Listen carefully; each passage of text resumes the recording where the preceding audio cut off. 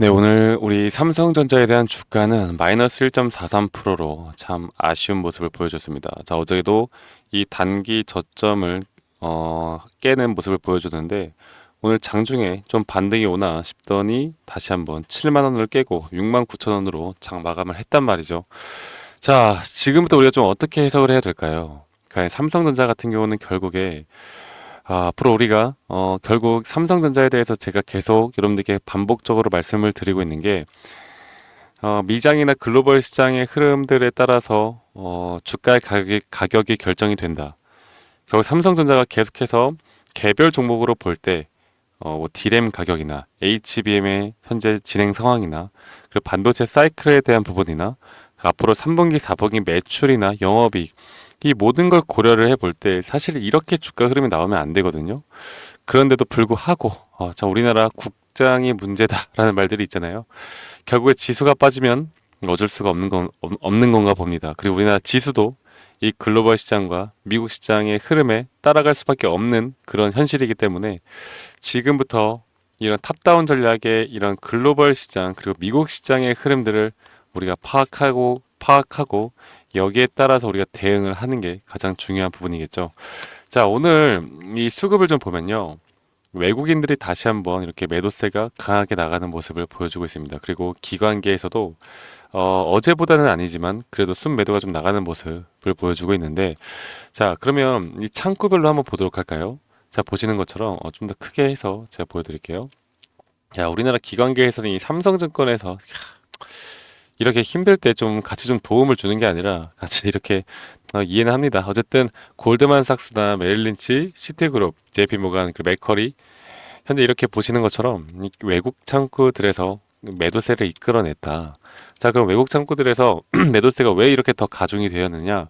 여러분들께 말씀을 드리고 싶은 건 결국 이렇게 지수가 하락을 하게 되면 이 지수 추종에 대한 또 메인들의 매도세가 겹치고 또 프로그램 매도세가 겹치고 또 기관들에 대한 또 매도세가 겹치고 이게 계속해서 무한 반복이 될 수밖에 없다. 그렇기 때문에 이 코스피 코스닥의 지수를 중요하게 생각을 해야 되는 게 바로 이런 부분들이에요.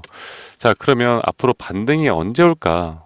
과연 삼성전자에 대한 반등은 언제쯤 올 수 있을까를 우리가 알고 가야 하는데 제가 그러면 지금부터 좀 글로벌 시장의 여파 그리고 앞으로 남은 이슈들 거기에 따른 단기 고점 혹은 단기 저점에 대해서 좀 말씀을 드릴 텐데 자, 글로벌 시장 미국 시장이 계속해서 안 좋은 모습을 보여주고 있었습니다. 어제도 그랬고요. 이 제조업 지수나 고용 지표 지수가 생각보다 또 안 좋게 나오다 보니까 여기에 따른 경기 침체 우려가 또다시 부각이 되어 가고 있는 건데 야, 이게 8월 5일 날 지수 10% 하락했을 때 이때 이 글로벌 뭐 경기 침체 우려 이거 다 끝난 거 아니었어? 라고 말씀하신 분들이 있을 텐데 제가 그때도 분명히 말씀을 드렸던 게 결국 9월에 금리 인하를 하잖아요. 금리 인하. 그러면 금리 인하를 하면 주가가 무조건 올라간다라고 생각하시는 분들이 정말 많더라고요. 그래서 제가 오늘 제가 운영하고 있는 이 커뮤니티 방에서도 여러분들께 말씀을 드렸는데 이 금리 인하에 대해서 절대 그렇게 오해하면 안 된다. 경기 침체는 앞으로 더 심화될 수도 있다. 앞으로 더 심화될 수도 있다라는 건데 언론에서는 이런 이야기들을 하지 않겠죠. 왜냐?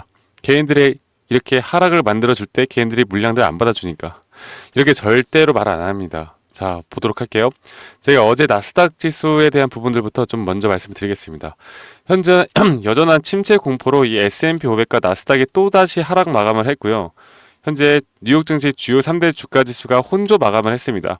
물론 엊그제 전날보다는 좀 그래도 어느 정도 방어를 하는 모습을 보여주는데 이렇게 제조업 지표 부진으로 인한 경기 침체에 대한 공포가 시장이 여전히 남아있는 모습을 보여주고 있고 현재 여기에 대한 또 고용 지표도 우리가 생각했던 것보다 또 안 좋게 나왔기 때문에 지금 이런 부분들이 주가의 하락을 견인시키고 있다.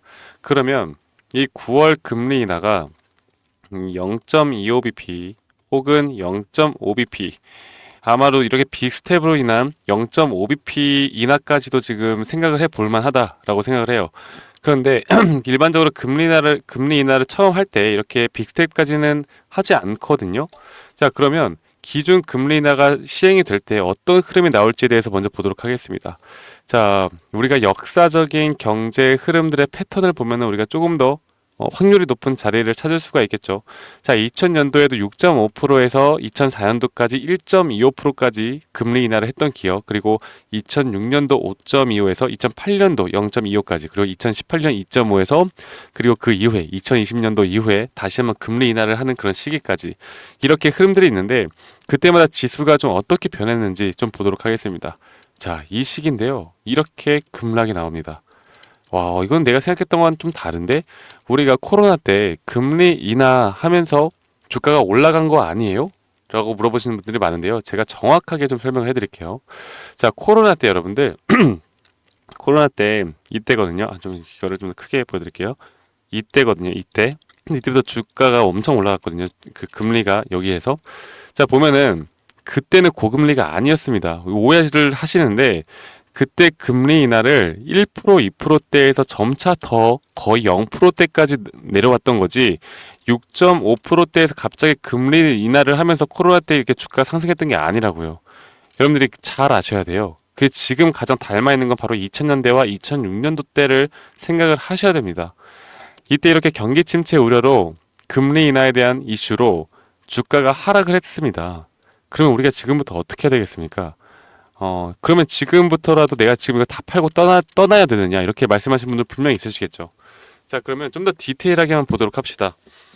금리 인하에 대한 기대감, 그리고 재료가 분명히 남아있는데, 여기 이런 침체를 벗어나기 위해서 또 다른 어떤 내용들이 계속 나올 거예요. 그래서 이렇게 그냥 쉽게 떨어지면 이것 또한 너무 쉬운 패턴인데, 이거를 한번 침체가 벗어나는 흐름들을 만들어냈다가 단기 고점 이후에 저는 9월 중순 혹은 10월 초쯤에 한 번 더 큰 조정이 올 수 있다고 봐요. 그래서 우리 구독자분들에게 제가 계속 브리핑을 해드리고 있는 게 앞으로 단기적으로 대략 이 정도 구간 이전에 지지를 해왔던 그 거래량이 터져 나왔던 이 정도 구간에서 한 번에 큰 반등이 올 수도 있다. 그래서 오늘도 만약 어떤 하락이 나오더라도 아직은 매수 타이밍이 아니라고 말씀드렸어요.